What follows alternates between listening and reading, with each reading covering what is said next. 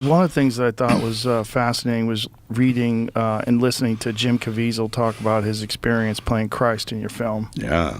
That it just truly changed the course of his whole life. Well, it was fascinating to watch him work, actually.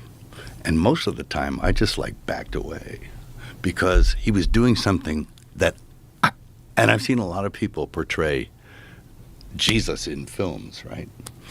And I never buy it. You can't quite buy it. Something creeps in the color that's not something's not right or discordant. And some of them are pretty good, but you never quite believe it all the way. What was the Willem Dafoe movie? Oh, that was a Scorsese film. Right. What was that called? The Last Temptation. That's right. That's right. Anyway, but what were we talking about? Caviezel playing Christ. He did something, I think, that nobody else did. And I think he pulled it off because I totally believed it. I believed it too. And it was what did he do? He emptied himself out. Yeah. And he invited something else in. And he left it. He didn't try anything. He emptied himself out and he meditated. And he let Christ in. And that role seemed to have had a profound effect on him. It did. As a human being. Oh, absolutely. And kind of him up in his career. A little bit. Yeah. Because people associated him entirely with that film, and then they associated him with Christianity, and then they associated him with right-wing politics, and yeah. And then, he got sidetracked by a few guys. I mean, there's some people out there who they get in your ear, and it's like Cassius, talking to Bruce. Right. And they get you up to make a speech somewhere, and next thing you know, it's people throwing eggs at you. And it's and you wonder, should I even be saying this? And so he stepped on a bunch of landmines. But, it did have a profound effect on him. But I think he was already mostly there anyway. And I noticed that because when I was trying to cast it, I thought, who could play this? And I saw the opening shot from Terry Malick's film, which was The Thin Red Line. And it was just a big close-up of Caviezel. And there was something otherworldly and childlike going on there in the close-up. And I thought, who's that guy? He's amazing. Of course, you couldn't keep the blue eyes. You had to trade him out. So I changed the color of his eyes to brown and all that stuff, so it looked like he came from the region. Right. But amazing. What he already had a quality, an ethereal kind of otherworldliness, space cadet quality. Yeah.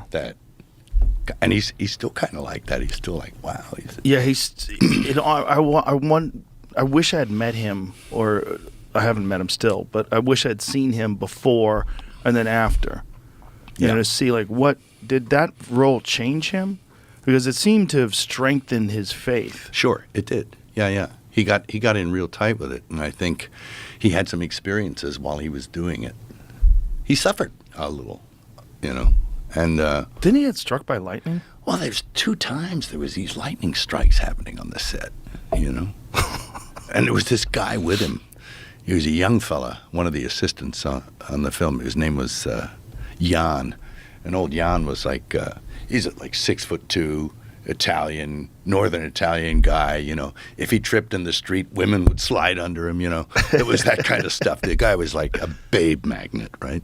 And I think he was taking full advantage of the gifts he had. But he got hit by lightning the first time, getting people. We were out on the hill, and there was a lightning storm, with the crosses and stuff. Oh, Jesus. And this guy called Chieppo, he was a grip, and he never spoke a word to me the whole time. He's just a quiet kind of guy. And I figured, he doesn't know English, so, But he came up to me, and in perfect English, he said, I think you should get all the people off the hill, or we could be struck by lightning. And I thought, that's a good idea. Let's get off the hill. So we're moving off the hill. Everybody's getting off. And this kid gets hit through the umbrella, this Jan guy. He gets zapped by lightning, right? But he's 22, and he goes to the disco all night and dance. He's doing the whole, 22 experience. And he comes back the next day, and he's like, yeah, it was great. And then he was with Jim the second time it happened. But this time, I found him in a Fiat Bambino with his knees up around his ears, like waiting for the third strike. He was like, this just doesn't happen twice in the third strike. And he says, I have to change my life. He was like, so it was pretty filming funny. that movie must have had a profound effect on a lot of people, right? It did, yeah. Because you were doing something that wasn't just a film.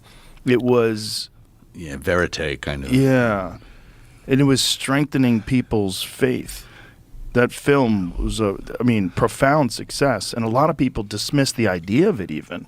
Yes. Especially in Hollywood. I mean, you had to self-fund all that, right? Yes, it was self-funded, and it was a very strange experience, that one, because I put the money in, and I thought, well, maybe I'll break even. And it was, then I got these messages back. All the majors wouldn't distribute it. So I was like, nobody will distribute it. Okay, I guess I've lost, the money, but it was worth the experience. And so one guy was left in the room at the end when the dust settled. It was some guy. He said, I'll distribute. And he had a little company called New Market, and they distributed like 1 or 2 films before.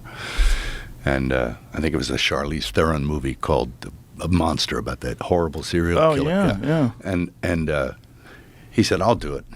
And, it was just really basics. I went and I met the exhibitors.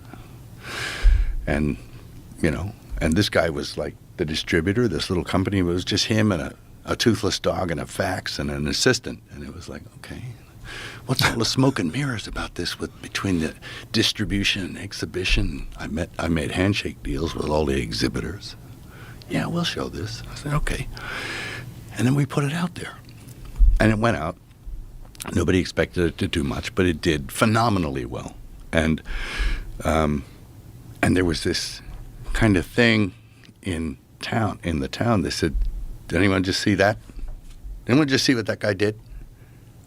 Can't let that guy do that again. And we don't want anyone doing that, because it sort of walked around the entire system. Yes. And scored. Right. So there was 2 things. There was resistance to the Christianity aspect of it and promotion of Christianity. Mm-hmm. And then there was resistance to the fact that you went outside the system. It was outside. Well, I had no alternative. Right. Because no major would back it. Because of the Christianity aspect of it. I guess, yeah. Well, Rupert Murdoch said, he wanted to. And then he said, nah. And then somebody advised him and said he'd be out of business in 5 years. Rupert Murdoch. Wow.